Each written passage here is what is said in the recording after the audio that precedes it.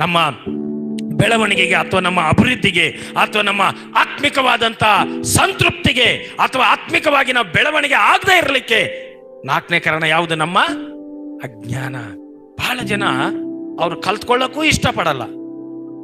ಕಲಿತಿದ ಮೇಲೆ ನಾವು ಇನ್ನೊಬ್ರಿಗೆ ಹೇಳೋದ್ರಿಂದ ಅಲ್ಲ ಫಲ ಕೊಡ್ತೇವೆ. ನಾವು ಕಲಿಯಲ್ಲ, ಕಲಿದೇನೆ ಏನ್ ಬೇಕಾದ ಮಾತಾಡ್ಬಿಡೋದು, ಕಲಿದೇನೆ ಏನ್ ಬೇಕಾದ ಅದು ಹೇಳೋದು. ವಾಕ್ಯ ಕಲೀರಿ. ಸುಮ್ಮನೆ ನಾನು ಹೇಳಿದ್ನಲ್ಲ, ಸುಮ್ಮನೆ ಓದಿದ್ರೆ ಅರ್ಥ ಆಗಲ್ಲ. ಎಷ್ಟು ಜನಕ್ಕೆ ಅರ್ಥ ಆಗುತ್ತೆ? ಸುಮ್ಮನೆ ಬೈಬಲ್ ಒಂದು ಪುಸ್ತಕ ತರ ಓದಿದ್ರೆ ಎಷ್ಟು ಜನಕ್ಕೆ ಅರ್ಥ ಆಗಿದೆ? ಕೈ ಎತ್ರಿ. ಅರ್ಥ ಆಗಿಲ್ಲ. ವಾಕ್ಯನ ಪದೇ ಪದೇ ಓದೋದ್ರಿಂದ, ಪದೇ ಧ್ಯಾನ ಮಾಡೋದ್ರಿಂದ, ಪದೇ ಪದೇ ಅದನ್ನ ಆಲೋಚನೆ ಮಾಡೋದ್ರಿಂದ, ಪದೇ ಪದೇ ಅದನ್ನು ಧ್ಯಾನಿಸೋದ್ರಿಂದ ಆ ವಾಕ್ಯ ನನ್ನಲ್ಲಿ ಏನಾಗುತ್ತೆ? ಆಳವಾಗಿ ಬೇರಿರ್ತದೆ. ನಾನು ಮಾತಾಡುವಾಗ ಆಳವಾಗಿ ಅಡಗಿರುವಂತ ವಾಕ್ಯಗಳು ಒಂದೊಂದಾಗಿ ಆತ್ಮನ ಮೂಲಕವಾಗಿ ಹೊರಗಡೆ ಬರ್ತಾ ಇರ್ತದೆ. Hallelujah, hallelujah. ನಿಮ್ಮ ಮನೆಯಲ್ಲಿ ಗೋಡ್ರೇಜಲ್ಲಿ 1.5 ಲಕ್ಷ ಇಟ್ಟಿರಿ ಅನ್ಕೊಳ್ರಿ. ಎಷ್ಟು? 1.5 ಲಕ್ಷ. ಸಾರ್ ನನಗೆ ತುಂಬಾ ಅರ್ಜೆಂಟ್ ಇದೆ, ಒಂದು 10,000 ಕೊಡಂದ್ರೆ ಏನ್ ಮಾಡ್ತೀರಿ ನೀವು? ಒಳ್ಳೆ ಮನಸ್ಸುಳ್ಳವರಾದ್ರೆ ಏನ್ ಮಾಡ್ತೀರಿ? ಮನೆಗಿದ್ರೆ ಮಾತ್ರ ತಗೊಂಡು ಬರ್ತೀರಿ, ಇಲ್ಲಾಂದ್ರೆ ಏನ್ ಮಾಡ್ತೀರಿ? ಸುಮ್ಮನೆ ಏನೋ ಸುತ್ತಿ ಹೊಡೆದು ಹಂಗಲ್ಲ ಹಿಂಗ, ನಿನ್ನೆ ಕೊಟ್ಬಿಟ್ಟಪ್ಪ, ನಿನ್ನೆ ಆಗ್ಬಿಡ್ತಪ್ಪ, ಇವತ್ತೇ ಬಂದ್ಬಿಟ್ಟೆ ನೀನು. ಯಾಕೆ? ಇಲ್ಲದವ್ರು ಹಂಗೆ ಮಾತಾಡ್ತಾರೆ. ಹಂಗೆ ದೇವರ ವಾಕ್ಯದಲ್ಲಿ ಆಳವಾಗಿ ನಾವು ಬೇರಿದ್ದಾಗ ಮಾತ್ರ ಒಳಗಡೆ ಇರುವಂತ ಪವಿತ್ರಾತ್ಮನ ಶಕ್ತಿಯುತವಾದಂಥ ಮಾತುಗಳು ಇನ್ನೊಬ್ಬರ ಜೀವನವನ್ನು ಬದಲಾಯಿಸಲಿಕ್ಕೆ, ಇನ್ನೊಬ್ಬರನ್ನು ಲೈಫ್ ಸ್ಟೈಲ್ ಬದಲಾಯಿಸಿ, ಇನ್ನೂ ಕುಟುಂಬಗಳನ್ನು ಕಟ್ಟಲಿಕ್ಕೆ ದೇವರ ವಾಕ್ಯ ಅದು ಕೆಲಸ ಮಾಡುತ್ತೆ. ನನ್ನಲ್ಲಿ ದೇವರ ವಾಕ್ಯನೇ ರೂಟೆಡ್ ಆಗಿಲ್ಲ ಅಂದ್ರೆ, ದೇವರ ವಾಕ್ಯಗಳೇ ನನ್ನಲ್ಲಿ ಬೇರೂರಿಲ್ಲ ಅಂದ್ರೆ, ನಾನು ಮಾತಾಡೋದು ಇಲ್ಲಿಂದ ಮಾತಾಡ್ತೀನಿ ಆಗ್ಲೇ, ಅಂತರಾಳದಿಂದ ಮಾತಾಡ್ಲಿಕ್ಕೆ ಸಾಧ್ಯನೇ ಇಲ್ಲ. ಎಷ್ಟು ಜನಕ್ಕೆ ಅರ್ಥ ಆಯ್ತು? ಹಾಗಾಗಿ ದೇವರ ವಾಕ್ಯಗಳನ್ನು ಕಲೀಲಿಕ್ಕೆ ಸಮಯ ತಗೊಳ್ರಿ. ದೇವರ ವಾಕ್ಯಗಳನ್ನು ಕಲೀಲಿಕ್ಕೆ ಸಮಯ ತಗೊಳ್ಳಿ. ಪ್ರಾರ್ಥನೆ ಆತ್ಮದಲ್ಲಿ ಮಾಡ್ಕೊಳ್ರಿ. ಪ್ರಾರ್ಥನೆ ನಿಮ್ಮ ಆತ್ಮವನ್ನು ಹೊಂದಾಣಿಕೆಯಿಂದ ಮಾಡ್ಕೊಳ್ರಿ. ನಿಮ್ಮ ಮನಸ್ಸು ಆತ್ಮ ಇಜ್ಜೋಡಾಗಿ ಪ್ರಾರ್ಥನೆ ಮಾಡ್ರಿ. ಈಗ ಉದಾಹರಣೆಗೆ ನನಗೇನೋ ಸಮಸ್ಯೆ ಇದೆ ಅನ್ಕೊಳ್ಳಿ. ನನಗೆ ಏನೋ ಸಮಸ್ಯೆ ಇದ್ದಾಗ ಉದಯ್ ಬರ್ತಾನೆ, ಸಾರ್ ನನಗೋಸ್ಕರ ಪ್ರಾರ್ಥನೆ ಮಾಡ್ರಿ ಅಂತ. ನಮಗೋಸ್ಕರ ಪ್ರಾರ್ಥನೆ, ನಾನು ಏನು ಪ್ರಾರ್ಥನೆ ಮಾಡುವಾಗೆಲ್ಲ ನನ್ನ ಸಮಸ್ಯೆ ಮುಂದೆ ಬರ್ತಾ ಇರ್ತದೆ. ನಾನು ಏನು ಪ್ರಾರ್ಥನೆ ಮಾಡೋದು ನಿಮಗೆಲ್ಲ ಅನುಭವ ಆಗಿರ್ತದೆ. ನಿಮಗೇನೋ ಒಂದು ಕಷ್ಟ ಇದೆ ಅನ್ಕೊಳ್ರಿ, ಪ್ರಾರ್ಥನೆ ಮಾಡ್ತಿರ್ತೀರಿ. ಏನ್ ನಿಮ್ಮ ಕಣ್ಣು ಮುಂದೆ ಏನ್ ಬರ್ತದೆ? ನವೀನ್ ಏನ್ ಬರ್ತದೆ ನಿನ್ನ ಕಣ್ಣು ಮುಂದೆ? ಏನ್ ಬರ್ತದೆ? ಸಾಲ ಕೇಳೋರು ಬಂದಂಗೆ, ನಾನು ಅವ್ರನ್ನ ಕೇಳಿದ್ರೆ ಇಲ್ಲ ಅಂದಂಗೆ.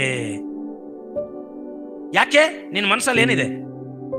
ನಮ್ಮ ಮನಸ್ಸಲ್ಲಿ ಏನಿದೆಯೋ ನಾವು ಪ್ರಾರ್ಥನೆ ಮಾಡುವಾಗ ಅದೇ ಬರ್ತದೆ. ಆದ್ರೆ ನಾನು ಹೇಳ್ತೀನಿ, ನಿಮ್ಮ ಮನಸ್ಸಲ್ಲಿ ವಾಕ್ಯ ಇದ್ರೆ ಪ್ರಾರ್ಥನೆ ಮಾಡುವಾಗೆಲ್ಲ ಆ ವಾಕ್ಯದ ಮೂಲಕವಾಗಿ ಪ್ರಾರ್ಥನೆ ಮಾಡ್ಲಿಕ್ಕೆ ಸಾಧ್ಯ ಆಗುತ್ತೆ. ಎಷ್ಟು ಜನಕ್ಕೆ ಅರ್ಥ ಆಯ್ತು? ಏನಪ್ಪಾ, ನಮ್ಮ ಒಳಗೆ ವಾಕ್ಯ ಇದ್ರೆ ಈಗ ಪ್ರಾರ್ಥನೆ ಮಾಡೋ ತಕ್ಷಣ ಏನೇನೋ ಹೇಳ್ತೀವಿ, ಒಳಗೆ ಬೇರೆ ಇರ್ತದೆ, ಇಲ್ಲೇ ಏನೋ ಮಾತಾಡ್ತೀವಿ. ಅದಕ್ಕಾಗಿ ನಮ್ಮ ಪ್ರಾರ್ಥನೆಗಳಿಗೆ ಫಲ ಕೊಡ್ತಾ ಇಲ್ಲ. ಒಳಗಡೆ ದೇವರ ವಾಕ್ಯಗಳ ಆಳವಾಗಿದೆ. ನಾವು ಪ್ರಾರ್ಥನೆ ಮಾಡುವಾಗೆಲ್ಲ ಪ್ರವಾದನೆ ವಾಕ್ಯಗಳು ಬರ್ತದೆ, ದೇವರ ಅದ್ಭುತ ಮಾಡಿದಂತ ವಾಕ್ಯಗಳು ಬರ್ತದೆ. ನಾವು ಪ್ರಾರ್ಥನೆ ಮಾಡುವಾಗ ದೇವರು ಏನು ಕಾರ್ಯ ಮಾಡ್ತಾನೆ ಅಂತೇಳಿ ವಾಕ್ಯದಲ್ಲಿ ಸೂಚಿಸಿ ಬರೆಯಲ್ಪಟ್ಟಿದ್ದು ಅದೇ ನಮ್ಮ ಬಾಯಲ್ಲಿ ಬರ್ತದೆ. ಹಲ್ಲೆಲೂಯಾ. ನಾವು ಕಳೆದ 2 ವಾರದಿಂದ ಪ್ರಾರ್ಥನೆ ಹೊಸಬ್ರು ಪ್ರಾರ್ಥನೆ ಹೆಂಗ್ ಮಾಡ್ಬೇಕಂತ ಕಲಿಸ್ಕೊಟ್ಟಿ. ಎಷ್ಟು ಜನ 1 ಗಂಟೆ ಪ್ರಾರ್ಥನೆ ಮಾಡ್ತೀರಿ? ಇಲ್ಲಿ ಕೈ ಎತ್ರಿ. ಕೆಲವರು ಮಾತ್ರ ಮಾಡ್ತಾರೆ ಅಷ್ಟೇ. ಆದ್ರೆ ನಾವು ಮೊನ್ನೆ BTCP ಕ್ಲಾಸಲ್ಲಿ ಕಲಿಸಿದ್ವಿ, ಪ್ರಾರ್ಥನೆ ಎಲ್ಲರೂ ಕೂಡ 1 ಅವರ್ ಮಾಡಬಹುದು, ತುಂಬಾ ಸುಲಭ. ಯಾಕಂದ್ರೆ ಯಾರು ಕ್ಲಾಸಿಗೆ ಬರಲ್ಲ, ಅದಕ್ಕೆ ಅರ್ಥ ಆಗ್ವಲ್ದು, ಅದ್ರ ಮೌಲ್ಯ ಗೊತ್ತಾಗ್ವಲ್ದು. ಅದು ಮುಗಿದ ಮೇಲೆ ಮತ್ತೆ ಬೇರೆ ಕಡೆ ಹೋಗುತ್ತೆ ಅದು ಕ್ಲಾಸ್. ಹೋದ್ವಾರ ಕೂಡ ಕಲ್ತ್ಕೊಂಡು ನಾವೇನ್ ಕಲ್ತ್ಕೊಂಡು ಹೋದ್ವಾರ? ವಾಕ್ಯನ ಹೆಂಗೆ ಬಸವರಾಜ್ ಏನ್ ಕಲ್ತೀವಿ ಹೋದ್ವಾರ? ವಾಕ್ಯನ ಅದು ನೀವು ವಾಯ್ಸ್ ರೆಕಾರ್ಡ್ ಹಾಕಿದ್ರೆ ಉಳಿತೈತೆ. ನೀವೇನ್ ಕಲ್ತೀರ ಅಂತ ಮತ್ತೆ ಕೇಳಿಸ್ಕೊಳ್ಬೋದು. ನೀವು ಹಾಕಲ್ಲ, ಏನದು? ಮೈಗಳತನ. ನಾವು ಪದೇ ಮೆಸೇಜ್ ಹಾಕ್ತೀವಿ, ನೀವ್ ಹೇಳ್ರಿ. ಯಾಕಂದ್ರೆ ವಾಕ್ಯಗಳನ್ನ ಪದೇ ಪದೇ ನೀವು ಹೇಳೋದ್ರಿಂದ ನಿಮ್ಮ ಮನಸ್ಸಲ್ಲಿ ಉಳ್ಕೊಂತದೆ. ಯಾರು ನನ್ನ ಗೌರವಕ್ಕೋಸ್ಕರ ಅಲ್ಲ, ನನಗೇನೋ ಮಾನ ಬರಲ್ಲ ಅಂತಲ್ಲ. ನೀವು ಏನ್ ಮಾಡಿದ್ರು ಕೂಡ ನನಗೆ ಗೌರವ ಕೊಟ್ಟೇ ಕೊಡ್ತೀರಿ. ಕೊಡಲ್ವಾ? ಕೊಡ್ತಿರಿಲ್ಲ ಗೌರವ? ಆತ್ಮಿಕ ತಂದೆ ಅಂತನೋ, ನಮಗೆ ರಕ್ಷಣೆ ನಡೆಸಿದವರಂತನೋ, ಏನೋ ಗೌರವ ಕೊಟ್ಟೇ ಕೊಡ್ತೀರಿ. ಆದ್ರೆ ಅದಕ್ಕೋಸ್ಕರ ನಾನು ಹೇಳ್ತಾ ಇಲ್ಲ. ನೀವು ಎಷ್ಟು ಬಾಯಿಂದ ದೇವರ ವಾಕ್ಯಗಳನ್ನು ಪಠನ ಮಾಡ್ತೀರಿ, ಮಾತಾಡ್ತೀರಿ, ಆ ವಾಕ್ಯಗಳು ನಿಮ್ಮ ಮನಸ್ಸಲ್ಲಿ ಏನಾಗ್ತಾವ? ಭದ್ರವಾಗಿ ಉಳ್ಕೊಳ್ತವೆ. ಒಂದ್ ದಿವಸ ಕಲ್ತ್ಕೊಂಡ್ಬಿಟ್ರೆ, ಒಂದ್ ದಿವಸ ಏನೋ ಕಲ್ತ್ಕೊಂಡು ಬರೆದಿಟ್ಕೊಂಡ್ಬಿಟ್ರೆ ಅದು ಉಳಿಯಲ್ರಿ. ಅದನ್ನ ಪದೇ ಏನ್ ಮಾಡ್ಬೇಕು? ಧ್ಯಾನ ಮಾಡ್ಬೇಕು. ಪದೇ ಅದನ್ನ ಮೆಲ್ಕ್ ಹಾಕ್ಬೇಕು. ಪದೇ ಅದನ್ನ ಮಾತಾಡ್ಬೇಕು. ಪದೇ ಅದನ್ನ ಯೋಚಿಸಬೇಕು. ಪ್ರಯಾಣ ಮಾಡುವಾಗ, ಕೂತ್ಕೊಳ್ಳುವಾಗ, ಯಾವಾಗ. ಬಹಳ ಜನ ಹೆಂಗಂತಾರೆ ಗೊತ್ತಾ? ಈಗ ಎಷ್ಟು ಜನ ಪ್ರಾರ್ಥನೆ ಮಾಡಿದ್ರೆ ಅಂದ್ರೆ ಇಲ್ಲಿರೋ 10 ಜನ ಪ್ರಾರ್ಥನೆ ಮಾಡಿ, ಎಷ್ಟು ಜನ ವಾಕ್ಯ ಓದಿರಿ ಅಂದ್ರೆ ಒಂದು 10 ಜನ ಕೈ ಎತ್ತಿರ, ಉಳಿದವರೆಲ್ಲ ಯಾಕೆ? ನಾವು ಆತ್ಮಿಕವಾಗಿ ಬೆಳೆಯಕ್ಕೆ ಸಾಧ್ಯನೇ ಇಲ್ರಿ.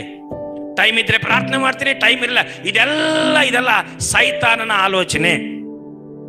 ಟೈಮ್ ಇದ್ರೆ ಪ್ರಾರ್ಥನೆ ಮಾಡ್ತೀನಿ, ಟೈಮ್ ಇದ್ರೆ ಊಟ ಮಾಡ್ತೀನಿ, ಟೈಮ್ ಇದ್ರೆ ನಾನು ಸ್ನಾನ ಮಾಡ್ತೀನಿ, ಟೈಮ್ ಇದ್ರೆ ಕೆಲ್ಸಕ್ಕೆ ಹೋಗ್ತೀನಿ, ಟೈಮ್ ಇದ್ರೆ 1ಕ್ಕೆ ಹೋಗ್ತೀನಿ, 2ಕ್ಕೆ ಹೋಗ್ತೀನಿ, ಟೈಮ್ ಇದ್ರೆ ನೀರು ಕೊಡ್ತೀನಿ ಅಂತ ಯಾವತ್ತಾದ್ರೂ ಹೇಳಿದಿರಾ? ನಮಗೆ ಅದು ಟೈಮ್ ಇಲ್ಲ ಸರ್, ಅದಕ್ಕೆ ವಾಕ್ಯ ಹೇಳಿಲ್ಲ ಅನ್ನೋದಕ್ಕೆ ನಾಚಿಕೆ ಕೂಡ ಆಗಲ್ಲ ನಮಗೆ.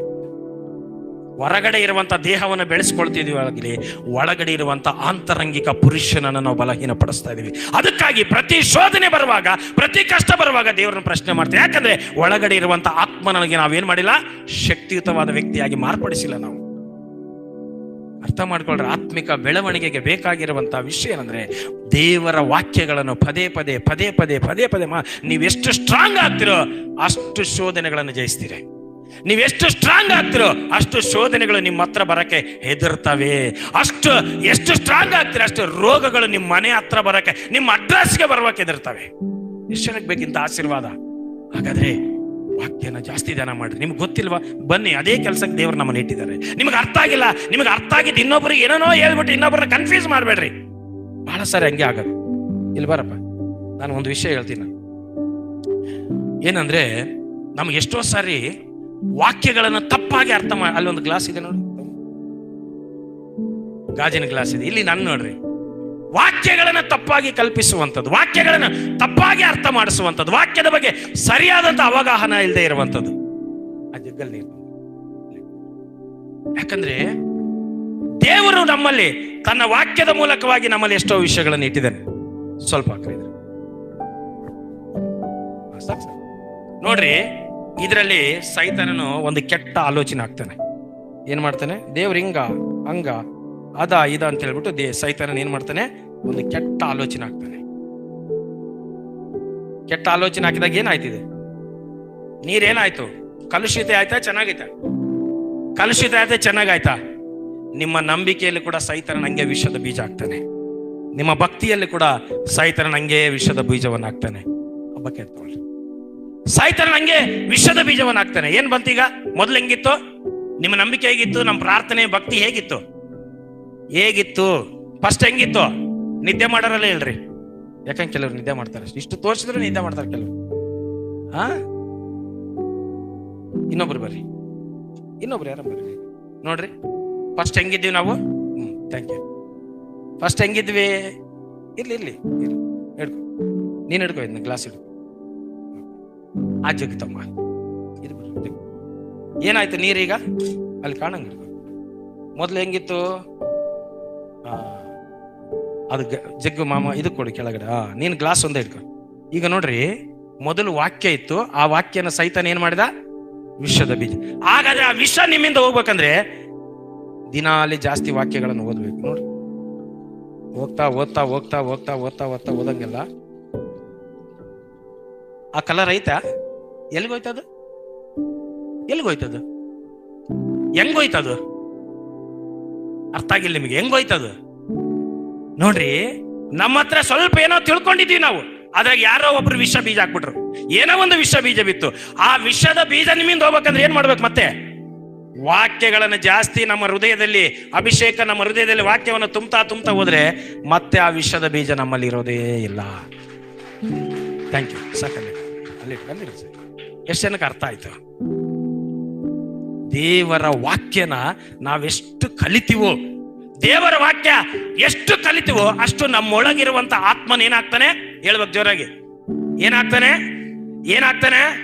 ಬಲಿಷ್ಠನಾಗ್ತಾನೆ. ಆತ್ಮ ಅಂತರಂಗದ ಪುರುಷನ ಎಷ್ಟು ಬಲಿಷ್ಠನಾಗ್ತಾನೋ ನಿಮ್ಮ ಮುಂದೆ ಕಾಣುವಂತ ಪ್ರತಿಯೊಂದು ಪರಿಸ್ಥಿತಿಗಳನ್ನು 100% ಆತನೇ ಎದುರಿಸ್ತಾನೆ. ನೀವು ಎದುರಿಸಬೇಕಾಗಿಲ್ಲ, ನಿಮ್ಮೊಳಗಿರುವ ಆತನ ಶಕ್ತಿ ಆತನ. ಅದಕ್ಕೆ ವಾಕ್ಯ ಹೇಳುತ್ತೆ 144 ಸೆಕ್ಷನ್ 1 ಯೋಹಾನ 4:4 ಹೇಳುತ್ತೆ, ಲೋಕದಲ್ಲಿ ಇರುವವನಿಗಿಂತ ನಿಮ್ಮಲ್ಲಿರುವವನು ಯಾರು? ಶಕ್ತನೋ ಹೆಚ್ಚಿನವನಾಗಿದ್ದಾನೆ. Is the almighty. ಎಲ್ಲಾ ಶಕ್ತಿಗಳನ್ನು ಮೀರಿಸುವಂತ ಶಕ್ತಿ ನಿಮ್ಮಲ್ಲಿ ಇರ್ತದೆ. ನೀವು ಈ ಶಕ್ತಿಯನ್ನು ಪುಷ್ಟಿ ಮಾಡದೇ ಇದ್ರೆ ಎಲ್ಲಾ ಶಕ್ತಿಗಳು ನಿಮ್ಮಲ್ಲಿ ತೂರ್ಕೊಳ್ತವೆ, ಇದು ನಿಶಕ್ತಿ ಆಗುತ್ತೆ. ಅದಕ್ಕೆ ವಾಕ್ಯ ಸಾಯಿರಿ ವಾಕ್ಯಕ್ಕೋಸ್ಕರ, ಓಡ್ರಿ ವಾಕ್ಯಕ್ಕೋಸ್ಕರ. ಭಾನುವಾರ ಬಂದ್ರೆ ಓಡ್ರಿ ವಾಕ್ಯಕ್ಕೋಸ್ಕರ. ಯಾಕಂದ್ರೆ ಈ ಲೋಕ ಒಂದಲ್ಲ ಒಂದು ದಿನ ನಮ್ಮನ್ನು ಬಿಟ್ಟು ಎಷ್ಟು ಜನ ಗೊತ್ತು ಹೋಗುತ್ತಂತ? ಎಷ್ಟು ಜನ ಗೊತ್ತು ಈ ದೇಹ ನಮ್ಮನ್ನು ಬಿಟ್ಟು ಹೋಗ್ಬಿಡ್ತದಂತ? ಅದಕ್ಕೆ ಫೇರ್ ಅಂಡ್ ಲವ್ಲಿ ಹಾಸ್ತೀವಿ, ಅದಕ್ಕೆ 1000 ರೂಪಾಯಿ ಬಟ್ಟೆ ಹಾಕ್ತೀವಿ, ಅದಕ್ಕೆ ಹೇರ್ ಸ್ಟೈಲಿಂಗ್ ಮಾಡ್ಕೊಂತೀವಿ, ಅದಕ್ಕೆ ಮುಖ ಎಷ್ಟು ಚೆನ್ನಾಗಿ ಮಾಡ್ತೀವಿ, ಅದಕ್ಕೆ ಬಣ್ಣ ಹಾಸ್ತೀವಿ. ಒಳ್ಳೇದೇ. ಅದಕ್ಕಿಂತ ಹೆಚ್ಚು ನಿಮ್ಮೊಳಗಿರುವಂತ ಆತ್ಮನಿಗೆ ಆಸಕ್ತಿ ವಹಿಸ್ರಿ. ಈ ಲೋಕದ ನಿಮ್ಮ ಕಷ್ಟಗಳಿಗೆ ಕಾರಣ ಯಾವುದು ಅಂತಂದ್ರೆ, ನಾವು ಆತ್ಮನನ್ನು ಬಲಪಡಿಸ್ತಾ ಇಲ್ಲ. ಲೋಕದ ಆಶೆಗಳಲ್ಲಿ ಅವ್ರೇನ್ ಅಂದ್ಕೊಂತಾರೋ ಇವ್ರೇನ್ ಅಂದ್ಕೊಂತಾರೋ ಅದಕ್ಕೆ ನೀವು ಅವಕಾಶ ಕೊಡಬೇಡ್ರಿ. ನಿಮ್ಮ ಸ್ವಾರ್ಥಕ್ಕೆ ಅವಕಾಶ ಕೊಡಬೇಕು ಮಾಡ್ರಿ. ನನ್ನ ಮಾತೇ ನಡಿಬೇಕು, ಅವಕಾಶ ಕೊಡಬೇಡ್ರಿ. ನನ್ನೊಳಗಿರುವಂತ ದೇವರ ಆತ್ಮನಿಗೆ ಅವಕಾಶ ಕೊಡ್ರಿ. ನಿಮ್ಮೊಳಗೊಂದು ಶಕ್ತಿ ಇದೆಯಲ್ಲ, ಅದಕ್ಕೆ ಅವಕಾಶ ಕೊಡಿ. ಅದಕ್ಕೆ ಕೆಲಸ ಮಾಡಕ್ಕೆ ಅವಕಾಶ ಕೊಡಿ, ಅದಕ್ಕೆ ಅವಕಾಶ ಕೊಡಿ. ಅದು ಏನಾದ್ರೂ ಬಲವಾಗ್ತದೋ ಈ ಲೋಕದ ಯಾವ ಶಕ್ತಿಗಳು ಕೂಡ ನಿಮ್ಮ ಮುಂದೆ ನಿಂತ್ಕೊಳ್ಳಕ್ ಆಗೋದಿಲ್ಲ. ಈ ಲೋಕದ ಯಾವ ಪರಿಸ್ಥಿತಿ ನಿಮ್ಮ ಮುಂದೆ ನಿಂತ್ಕೊಳ್ಳಕ್ ಆಗಲ್ಲ. ಈ ಲೋಕದ ಯಾವ ರಾಜರು ಕೂಡ ನಿಮ್ಮ ಮುಂದೆ ನಿಂತ್ಕೊಳ್ಳಕ್ ಆಗೋದಿಲ್ಲ. ಈ ಲೋಕದಲ್ಲಿ ನಿಮಗೆ ವಿರುದ್ಧವಾಗಿ 1000 ಜನ ಬಂದರೂ ಕೂಡ ನಿಮ್ಮನ್ನು ಟಚ್ ಮಾಡ್ಲಿಕ್ಕೆ ಆಗೋದಿಲ್ಲ. Hallelujah, hallelujah.